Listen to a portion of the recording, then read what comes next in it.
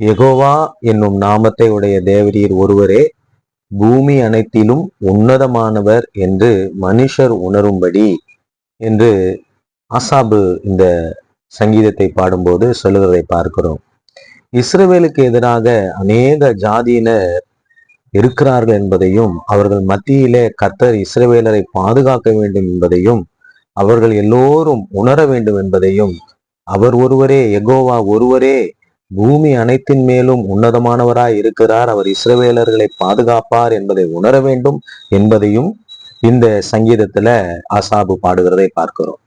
எனக்கு பிரியமானவர்களே, நம்முடைய ஆண்டவராகிய இயேசு கிறிஸ்து அவர் பூமி அனைத்தின் மேலும் உன்னதமானவராய் இருக்கிறார். அவர் நம்மை நடத்துகிறவராய் இருக்கிறார்.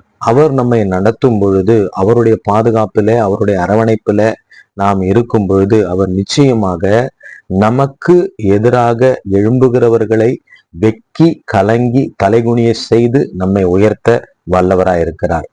1000 பேர் நமக்கு எதிர்க்க வந்தாலும் நம்மோடு கூட தேவன் இருக்கிற பட்சத்தில நம்மை எதிர்க்க வருகிறவர்கள் வெக்கி கலங்குவார்கள். எனவே நம் ஆண்டவராகிய இயேசு கிறிஸ்துவை நாம் நம்புவோம். பூமி அனைத்தின் மீதும் உன்னதமானவராய் இருக்கிறவரை நாம் நம்புவோம்.